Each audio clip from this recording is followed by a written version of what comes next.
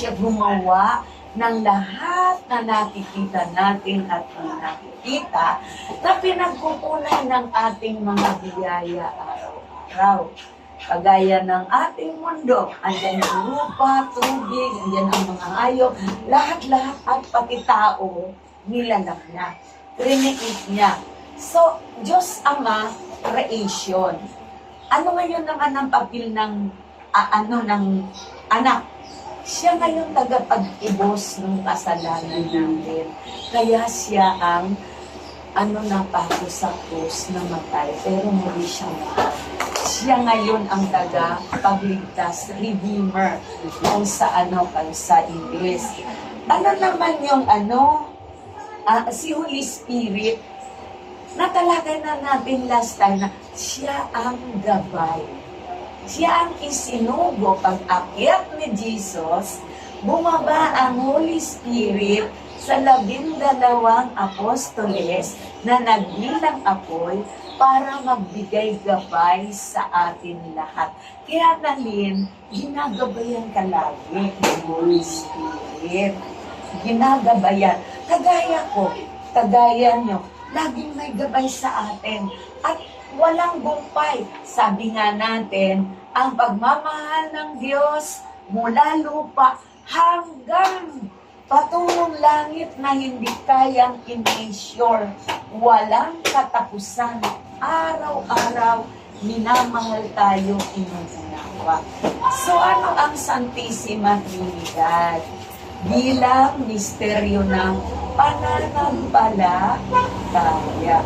Kung walang Holy Trinity, walang mystery ng pananampalataya. Alangan man na Father lang, alangan man na anak lang, alangan man na Espiritu Santo lang. So kailangan tatlo. At ugnayan, ang Holy Trinity daw, ugnayan ng pag-ibig sa buhay ng Holy Trinity. Kaya nga, hindi tayo pwedeng pumasok sa simbahan na hindi natin parangalan ang God the Father, Son, and the Holy Spirit. And then, ang Santissima Trinidad bilang huwaran ng pagkakaisa namin. Kasi tatlo sila. Tatlo pero iisang Diyos. So, ang ating pananampalataya bilang Kristiyano Katoliko ay puno daw ng hiwaga at misteryo. Yun. Sa buhay natin, di ba mahiwaga ang buhay ng tao? Ang hiwaga daw ng ating pananampalataya ay nakabatay sa kadakilaan ng Diyos na lubhang mataas at ganap ang kalikasan. Walang kapantay ito na hindi kayang unawain at abutin kahit anong mangyari. Hindi, ano ba ang plano ni Lord sa atin? Hindi naman natin malaman kung ano talaga plano. Ano ba ang purpose ni Lord sa atin? Hindi kaya natin ang purpose sa akin ni God, kailangan maganda ako dati. Hindi pwede. Kaya, napakahiwaga daw. Napakahiwaga. Ngunit, hindi ito perfecto. Laging nagkakamali tayo. Bakit? Kasi, mas na hindi tayo magkamali, wala tayong learning. Kaya magpasalamat tayo daw pag nagkakamali. Because it comes multiples of learning. Doble-doble ang ating natututunan pag tayo ay magkamali.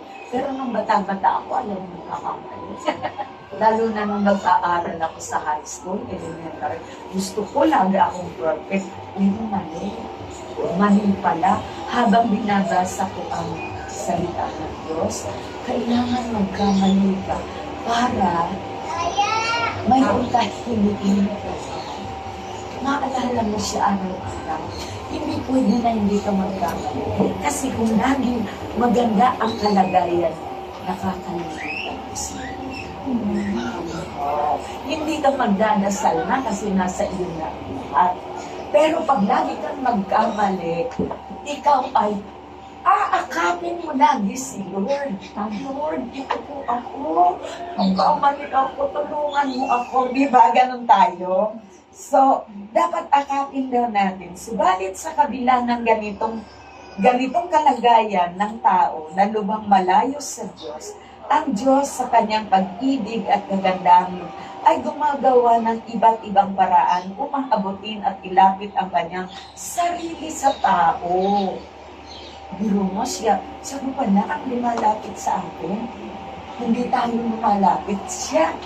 Once natawagin natin pala siya, ayan kaagad.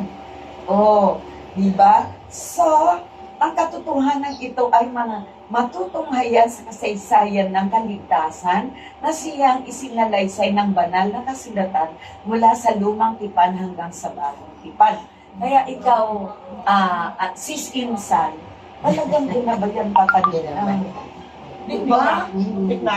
Kasi kung hindi siya nakakapli, Lord, naku, Sasakay na ako sa pantabot at Nakasinave ka ng stage. mahihimas-masan ka pag nandoon ka na sa malayo. Nakasinave ka rin ng schedule ng BEC. Share ko lang. May teacher ako na mag-isa sa bahay. Ang asawa niya matagal nagsigay. Pinakatago-tago niya yung bakbo niya, yung alahas niya. And then siya na lang mag-isa sa bahay kasi mga anak niya sa ibang bansa. Ngayon, paglabas niya sa school, sa kalsada, may bumati sa, Ma'am, ako yung estudyante mo. Alam mo, Ma'am, nagtitinda ako ng mga prutas galing sa Davao. Gusto mo, Ma'am, bumili? Ay, oo, gusto ko bumili. Ma'am, pwede ba mapunta sa inyo? Oo, halika, para hindi na ako magdala. Pinapasok ka. Hanggang sa mga kasama pala. O ma'am, paano to iwan na namin itong mga prutas? O sige, ma'am, sabihin lang. Yung pala, ininit na siya. Ma'am, oo. Kaya lang ma'am, kailangan. Ilabas mo yung ibang ilinabas. Ma'am, kailangan. Oo, hypno na. Kailangan mo. Ma'am, may kasama pa itong alahas para mas maganda. Inilabas yung ilinabas. Hanggang sa sumakay siya, alam mo, nahimasmasan, galing siya Karuhatan sa bagong baryo Caloocan.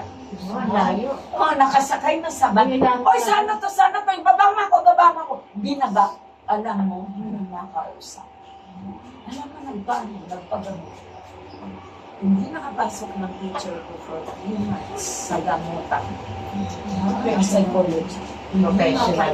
Oo, hindi makakausap. Alam mo, talagang nung magaling-galing na siya, pumasok na, kahit hindi mo tanongin, nung sa'yo pa, naiiyak. Pag po kasi nagkukwento, ibig sabihin ko. Pero pag hindi, Nalasmasan mo. pag hindi siya umiinig, ibig sabihin ko. Ay, wala pala. Kaya yun po. Alam mo, pagkatapos mo, kaya mo lang ngayon, magsisimula. Kita mo, inaamin ko nga, sa karamihan ko yun. Yan ang isang lesson. Kaya ito yung ang Santisima Trinidad, napaka-powerful. So sabi dito, isinugo niya ang kanyang bugtong na anak na Diyos na nagkatawang tao para ipahayag ang kadakilaan ng kanyang pag-ibig. So lagi natin, yung mga nakaraang araw, puro tayo pag-ibig, mahal pa tayo ng pag-ibig. Si Jesus yon, yung pag-ibig. At matapos na pagpapakasakit, kamatayan muli, pagkabuhay. So, sabi dito, ipinahayag, waga ng pananampalataya ay matutunghayan sa kadakilaan ng pag-ibig. Totoo yun. Tayo ay inibig ng Diyos, hindi dahil sa tayo ay karapat-dapat bagkus. Ito ay bunga ng kanyang awa at habag.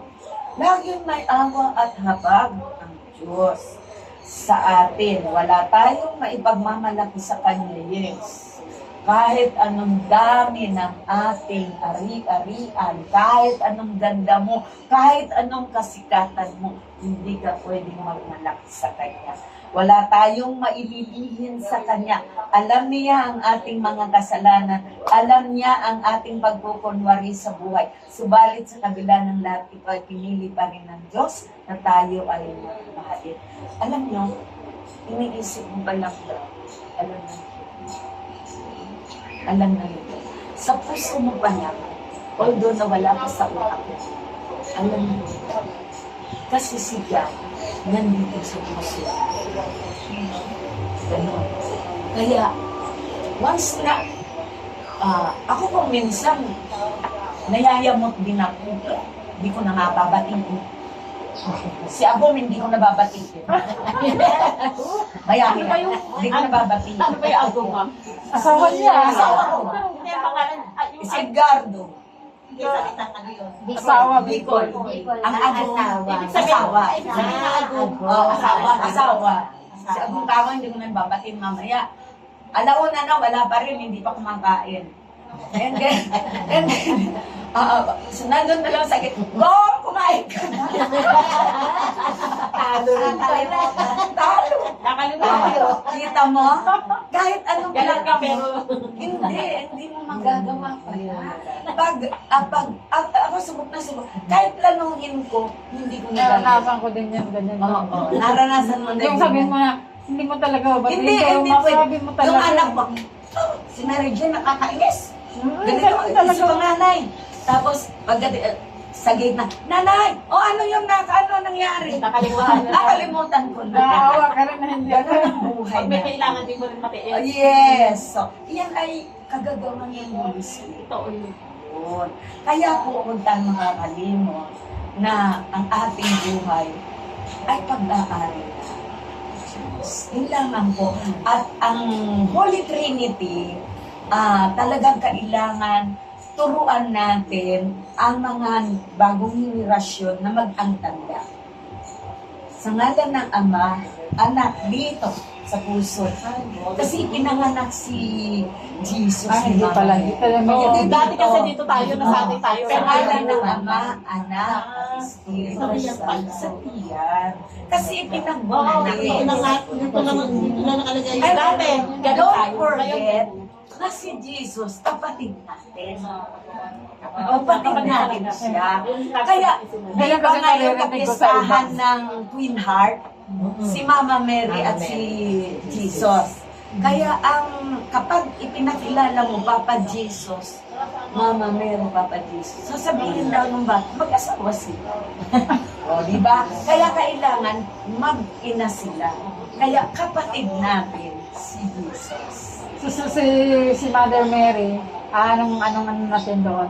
Talagang Mama Mary pa pwedeng ganun. Mama Mary talaga. Mama Mary. Pero si Jesus, Jesus, anak niya. Kuya Jesus nila. Jesus na Papa Jesus. Mama ka, kasali. Parang Mama Mary. parang hindi kasi yun sa mga ninyo. Kasi yung na mga ganun. bagong henerasyon, Papa Jesus pa. Hindi Papa Jesus, Kuya Jesus. Kaya kung may marinig kayo, pasto na. Kasi yun din ang naituro natin. Yan kasi daw ang sabi dati, Kasalanan din natin. matanda Oo, na. kasalanan. Kaya kasi hindi tayo... Kaya nga, iniwawasto natin sila. Kuya Jesus, hindi Papa Jesus. Yun. So, ang topic natin, yung Sanctissima Virgen. So, inaanyayahan ko po yung minuto para po, Lord, nananalig po ako, Lord, sa inyo na isa, dalawa, o tatlo, o marami pa. Nananalig po kayo na nandyan po kayo sa aming harapan. Kayo po ang kasama namin sa hapon ito. Lord, ikaw po ang makapangyarihan, mapagmahal, maawain, maunawain. Pinupuri ka namin, Lord, nararamdaman. At hinihiling po namin, Lord, sa kabila ng aming karupukan bilang isang tao, hindi po kami, Lord, perfecto sa buhay namin. Hinihiling po namin na patawarin niyo po kami ng aming kasalanan. Patawad, Panginoon po, patawad. Hindi po kami kaagad naniniwala sa bulong mo, sa gabay ng Espiritu Santo.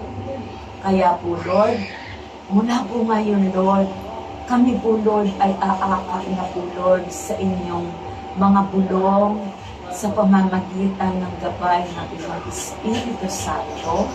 Hindi po kami mawawala na, Lord, sa pamamagitan ng aming Diyos Ama, na gumawa po, Lord, ng lahat na nakikita namin at na nakikita. Si Kuya Jesus po, Lord, ang tumubos ng aming mga kasalanan, ng una naming mga ninuno, at siya po ay nabuhay muli at hinihintay namin na second coming na po, Lord, na which is wala pong nakakaalam kung kailan po siya darating. At ang kanyang Espiritu Santo, isinugo niya po, Lord, dito sa lupa para patuloy po, Lord, na maggabay sa amin. Bawat segundo, bawat minuto, oras-oras sa bawat araw. Lord, maraming salamat po sa kaligtasan ng lahat na pangyayari sa buhay namin. Maraming salamat po sa kalakasan, sa kalusugan. Maraming salamat sa buhay na ibinibigay niyo po sa amin. Itinataas namin po, Lord, na mapalalim ang aming pananampalataya sa pamamagitan po, Lord, ni Papa Leo Iportin, na maging malakas siya na magpahiram ng magandang halimbawa ng pananampalataya sa tulong din po ng mga cardinals, bishop, mga kaparian, na ang mga tao po, Lord, na kagaya namin magsimba tuwing araw. Itinataas ko din po, Lord, ang kapayapaan ng buong mundo, lalo na po, Lord, ang hidwaan ng Iraq at Israel. At lalong-lalo na din po, Lord, sa aming bansa, kung ano man po, Lord, ang impeachment sa aming Vice Presidente, hindi po namin hangad po, Lord, ang katiwalian na namumuno sa amin, kundi hangad namin po, Lord, lumabas sa paglilitis ang buong katulungan. Lord, alam ko po, Lord, ikaw ang mamamayani sa bawat isip ng mga sa mga tao sa Senado, mga tao ng wala po sanang bagas. Kailangan po, Lord, maging makikit. Kayo po, Lord, ang mangyayon. Hindi po sila, Lord. Kayo po ang access namin sa na nangyayari sa aming bansa, sa aming probinsya, sa bayan, Kami po sa amin bilang maliit na simbahang sambayanan. At kami ay magtamasa ng iyong